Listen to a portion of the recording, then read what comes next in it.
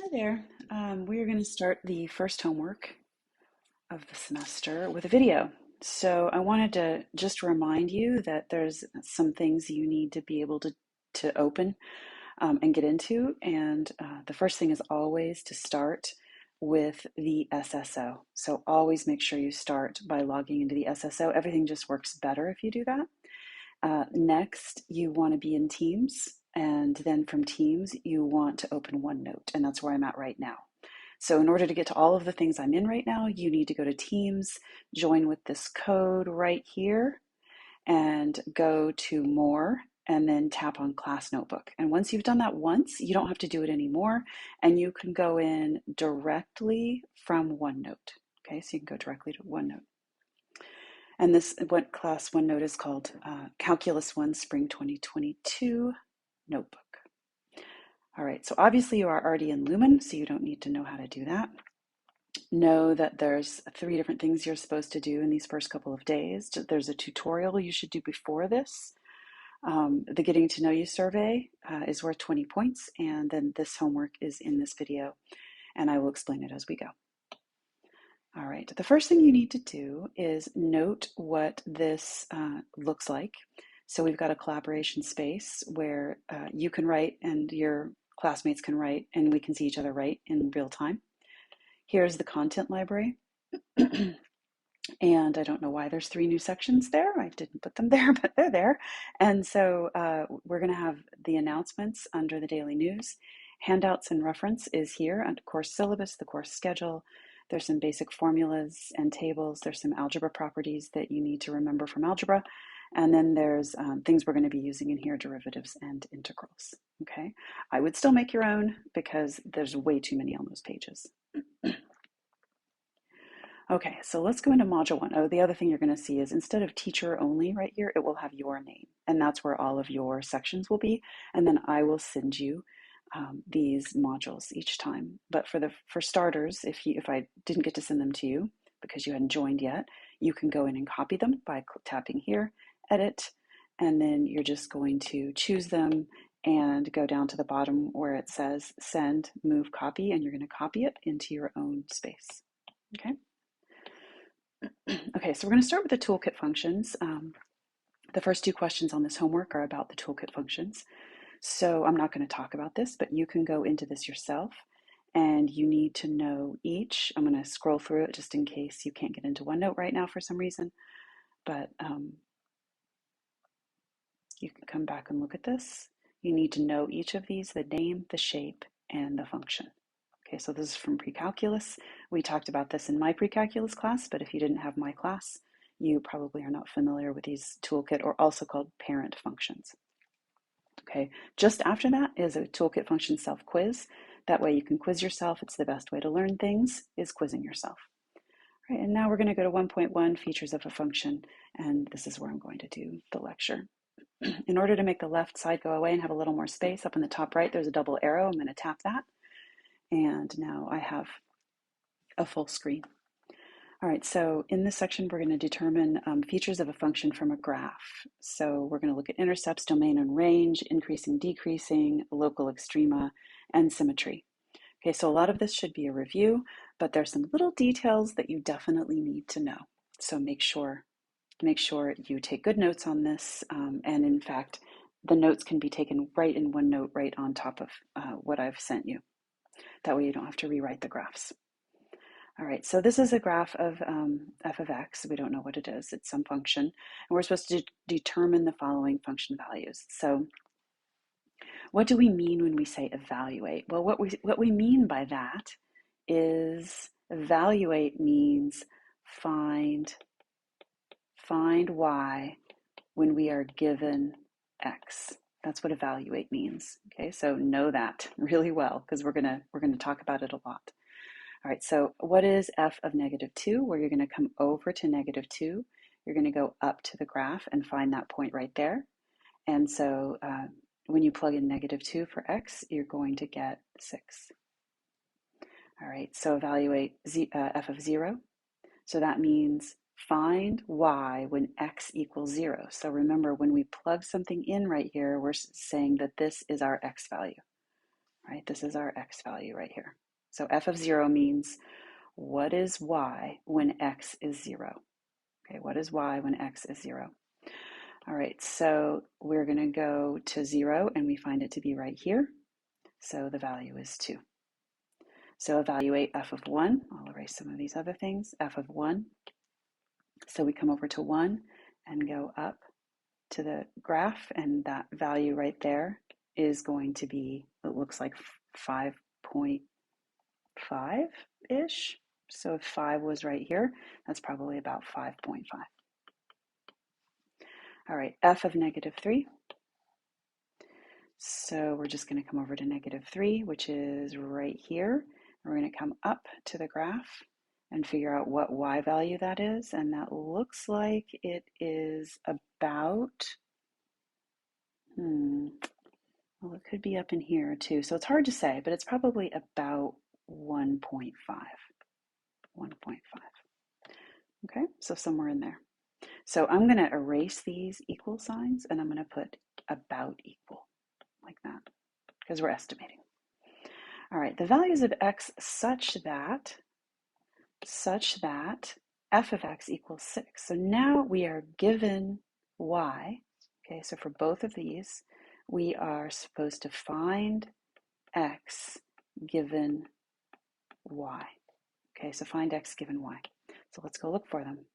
All right, so we've got f of x is 6. That means we are here. That means the y value, let me get a little brighter color. The y value is here, is 6, and we need to find what x is going to be. Well, if you come across, you find that there's two places where we have the graph crossing the value where f of x equals 6. Okay, so we have two different x values. So that's going to be x equals negative 2 and x equals, it looks like, let's come down, it looks like 1. X equals 1. Okay, and I'll do that a little bit darker in case you can't see that. X equals negative 2 and x equals 1. All right, so the values of x such that f of x equals 2. All right, well, let's come up to f of x equals 2. So the y value is 2. So we're going to be right here, and we're going to be right over here. So we've got two different places. And if you come down to find what x is going to be, you would find that x equals 0. That's right here. And x equals negative 3. Okay, so we're right here and we're right here. So those are the two places where the function, we call it the function y, where the function y is equal to 2. Okay, so there can be multiple x's and it's still a function. There cannot be multiple y's. It would not be a function. All right, so at this point, the video is going to stop and you're going to go answer questions 3 and 4.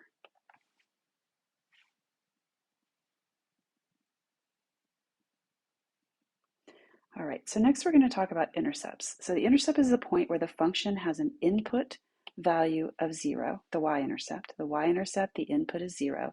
The x-intercept are the points where the output value is 0. This value is called, this value of x is called the 0. Okay, the 0. I'm going to erase some of that. I'm just going to highlight the 0, okay, because that's really important. So the solution, the 0, the root, those are some other words. So we can also call it solution or root. All right, so this is the graph of f of x again. So we're going to use it to determine these following things. So evaluate f of negative 1, f of 0. So pause the video and find those. All right, hopefully you paused and did it yourself, but you should find that f of negative 1 is 4. So if we come over to negative 1 and we go up, we find it to be right here. And f of 0, that means we go, x is just 0, and we get it right there. So hopefully you found that f of 0 is 2. All right, so now let's look at finding the y-intercept if there is one. So the y-intercept means it's going to cross is going to cross the y-axis. Okay, so it's going to cross this axis somewhere. So where does it cross the y-axis? Well, it's at the blue highlight right there. So we've already found the y-intercept. So the y-intercept, we want to say it as a point, all right? As a point. If you just put a number, it doesn't really mean anything. So you have to be very clear and say that is the y-intercept. So when you're reporting a y-intercept, you want to report it as a point, unless it has something like y equals or x equals in Lumen, where you're just trying to give them a number. But generally, I'm trying to pick questions that are consistent with what I'm saying it needs to be as a point. All right, so the values of x such that f of x equals 4. So that f of x equals 4. Let me erase some of this over here. So f of x equals 4 means the y value is 4. So that's all of these places here. Okay, so that's here and here and here. So we've got three different x values that make f of x equal 4.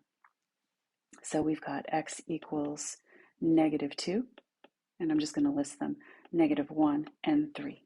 So that's not asking for points, it's asking for the values of x. So you have to be careful with the way the question is written. The values of x such that f of x equals 0. I don't know why that line is there. It's a little strange, but that line is not supposed to be there. So f of x equals 0.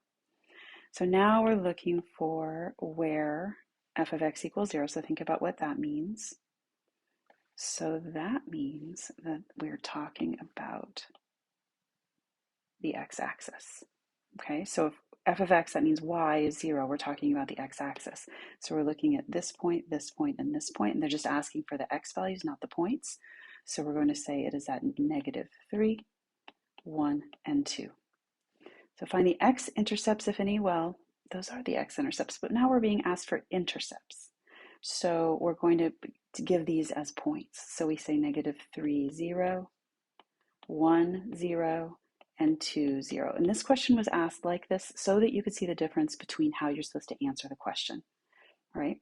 Find the zeros, if any. Well, again, this was asked so that you could see, compare and contrast. These are the same thing. The zeros are the same thing, okay? Okay, so make sure that makes sense. All right, at this point, you're going to stop and answer questions 5 and 6 in Lumen.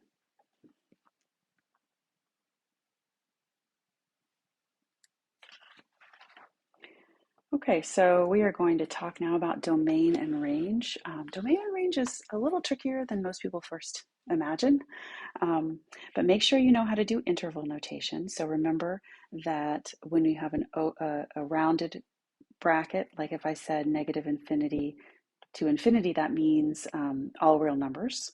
And we always include an open bracket. This is called an open bracket because it does not include infinity. Okay, so that's called open. If I said from -infinity up to 5, and I wanted 5 to be included, this is called a closed bracket, and it means that 5 is included. Okay, so make sure you remember how to do interval notation. That's what we will be using in calculus class for the most part. All right, so what is the domain of this? So the domain is everything from -1 up to 3. But which ones does it include and which ones does it not include? Okay, so if you think about this as a number line of the domain, then that means that the -1 is not included and the 3 is. So if you were looking at this as a number line, that's what would be going on. Okay, so the domain here, I'm going to say domain and range over here to the left. Domain and range. All right, so the domain goes from -1 to 3. So -1 is not included, -1 is not included, and 3 is included. All right, the range. So the range, I'll do that in blue. The range goes from 0 up to 3. Is 3 included? Yes, it is. 3 is included. Is 0 included? Well, there's no dot or anything there, but of course it's included. It comes down to it, it touches it, and it goes on. So that is included. Okay, so now the range is going to be always start at the bottom to the top. Okay, so range is always smallest, which is the bottom, right, to largest. which is the top. So go from bottom to top. All right, so that means that we've got 0 up to 3, and they are both included. Okay, so that is the range of this thing. All right, let's try the next one. The next one we're going to go, the domain is going to go from -1 up to 3.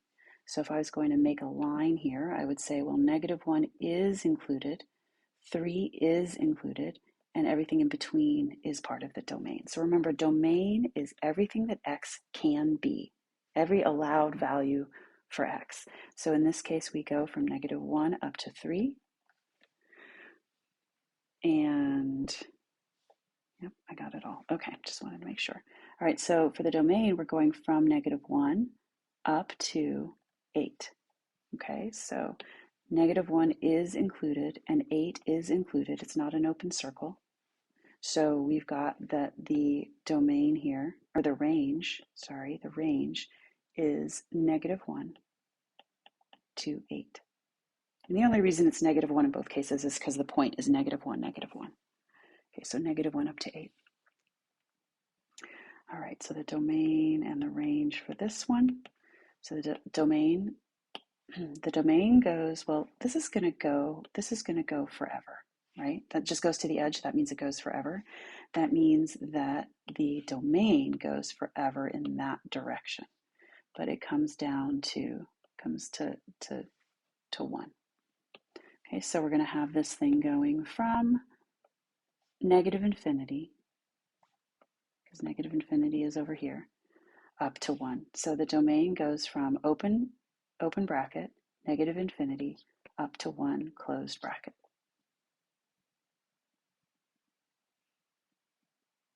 All right.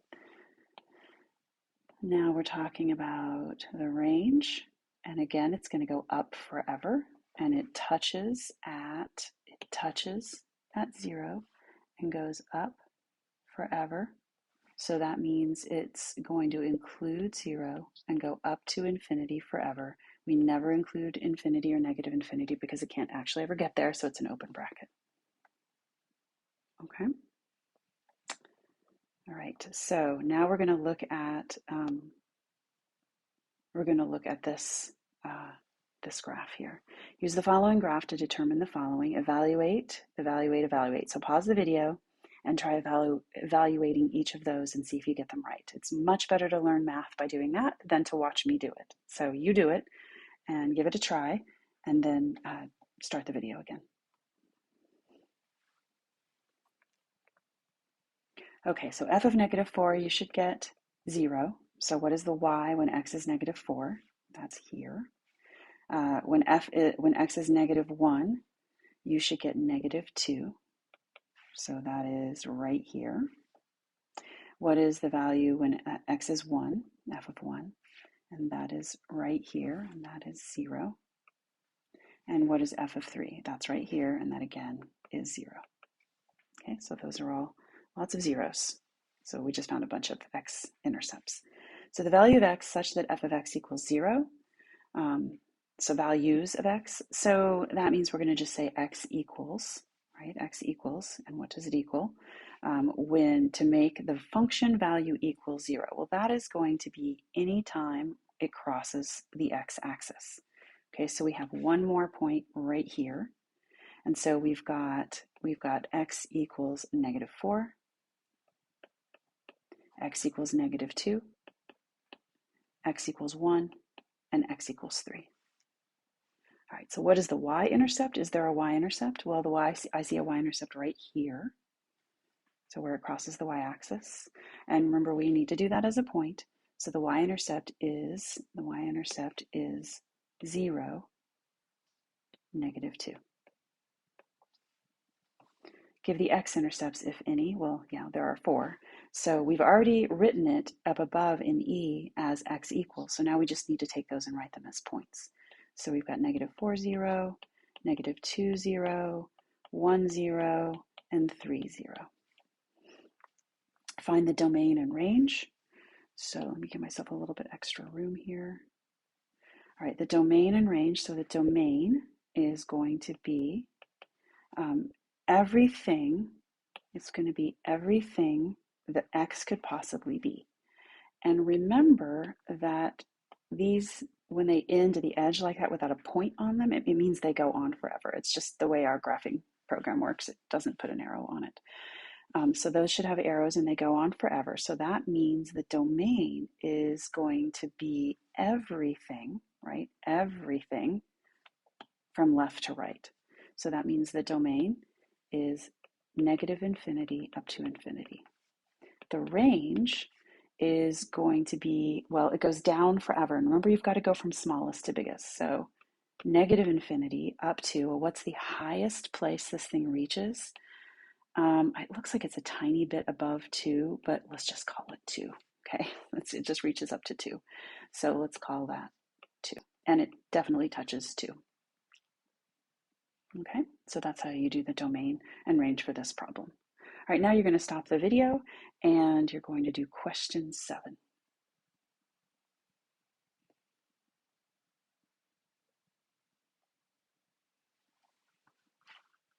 Okay, so now we're talking about increasing, decreasing, and local extrema.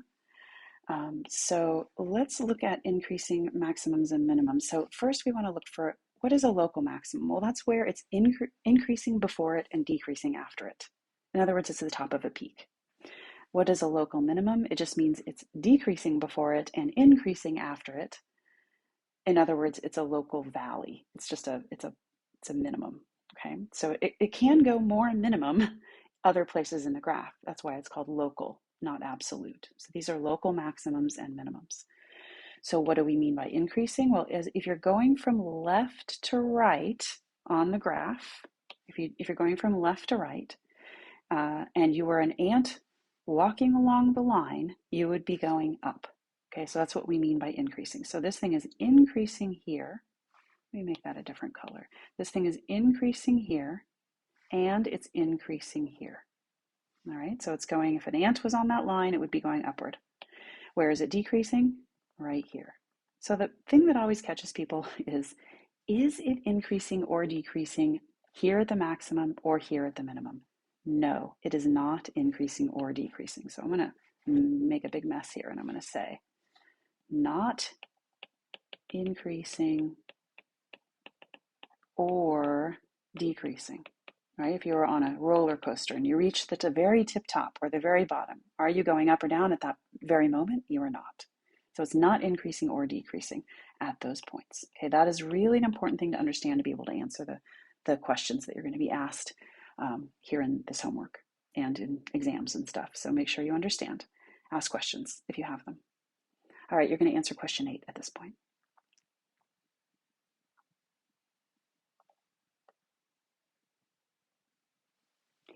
Okay, so now let's look at some things with this graph. So we've got, this is a parabola, so it's quadratic, has a negative leading coefficient because it's facing downward. So let's find f of negative 1, so do that real quick. So if you go find f of negative 1, you find it to be right here, and that is at 0. So negative 1, 0. So f of negative 1, what is the y value when x is negative 1? It is 0. The values of x such that f of x equals 4. So that is asking us, what is x when y equals 4? So when y equals 4, we're right up here, and that is at x equals 1. So what is the y-intercept? The y-intercept is here, and the x-intercepts are here and here. Okay, so you go ahead and pause the video for a moment and write the y-intercept and x-intercepts. Make sure you are writing it properly. Okay, so hopefully you tried that, and we've got 0, 3, and negative 1, 0, and 3, 0. All right, so now this is the part that catches people. What are the intervals where x is increasing? The intervals of x where f of x is increasing. Sorry, I misspoke. The intervals of x where f of x is increasing. Okay, so that is going to be here, but not here. Not here. All right, so it's not going to be right at the very end. So we need to think about how we're going to write this. Well, it's increasing from negative infinity all the way up to, what is the value of x when it reaches that maximum point? The value of x is 1. So it's asking the interval of x, not y, when it's increasing. So it goes from negative infinity up to 1. 1 is right here, right? So does it include that point? No, it does not. It does not include 1. It is not increasing at that point. It's not doing anything. It's not increasing or decreasing. It's doing neither, okay? If you're on a roller coaster, you would be perfectly flat at the top. All right, so now where is it decreasing? The interval of x where f of x is decreasing. Well, that is going to be here, okay? It's decreasing forever right there. All right, so that means we are going from 1 up to infinity. I'll make it better, infinity. All right, so 1, is it included? Well, no, it's not. It's not actually decreasing there. It is included in the graph and it is included in the domain, but it is not decreasing at 1. Okay, so you've got to think about the question. And it goes all the way up to infinity. We never include infinity. So what is the domain and the range? So take a moment, pause the video, and try to answer this question. What is the domain and the range? All right, so the domain is going to be negative infinity up to infinity, and the range is going to be negative infinity up to 4. Okay, up to 4, and it does include 4.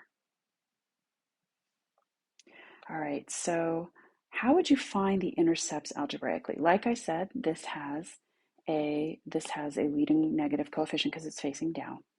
It has been factored for you. Okay, so it's factored there for you.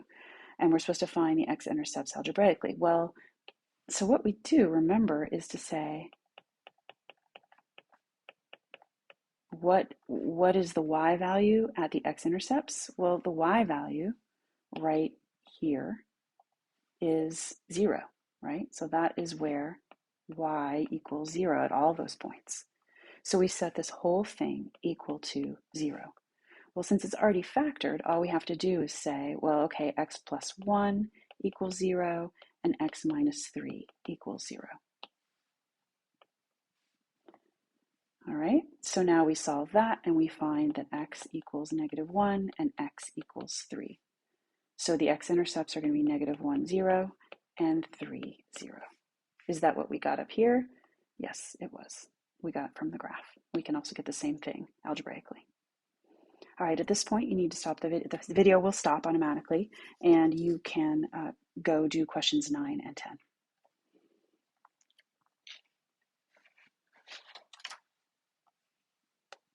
Okay, this is our last topic, even, odd, or neither. You will not be asked these questions directly, but it's good to understand these when we talk about even and odd.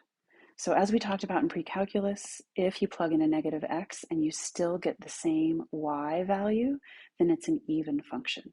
In other words, it is symmetric about the y-axis. Okay, so that is the first one. If I folded this one over this line, it would land on top of itself. All right, the other one, if we plug in a negative x, we get a negative y.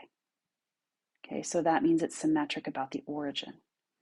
So that's the second one. That means if I broke this one, the second one over here, B, at the origin, and then spun this around, if I spun that around, it would land on top of itself if I moved it 180 degrees around in a circle. It would land on top of itself. That means symmetric about the origin. Okay, so that is an odd function. Okay, so this one is even, and this one is odd. All right, so on these, we need to label them as even, odd, or neither. I'm going to do this fairly quickly. This is even because it's symmetric about the y-axis. This one is neither. It would be symmetric about the y-axis, but it has been shifted over to the right. So if I folded it right here on the y-axis, it would not land on itself. If I tried to spin it around the origin, it also would not land on itself. This next one is odd, because if I broke it right here and spun it around, it would land on top of itself. This one is also odd. Same deal. If I broke it right here, spun it around, it would land on top of itself. This one is even. This one is even because if I folded it across the y-axis, it would land on top of itself. And what do you think? This one is neither. Okay, so now you can try question 11, and that will be the end of this homework. Nice job sticking it out to the end.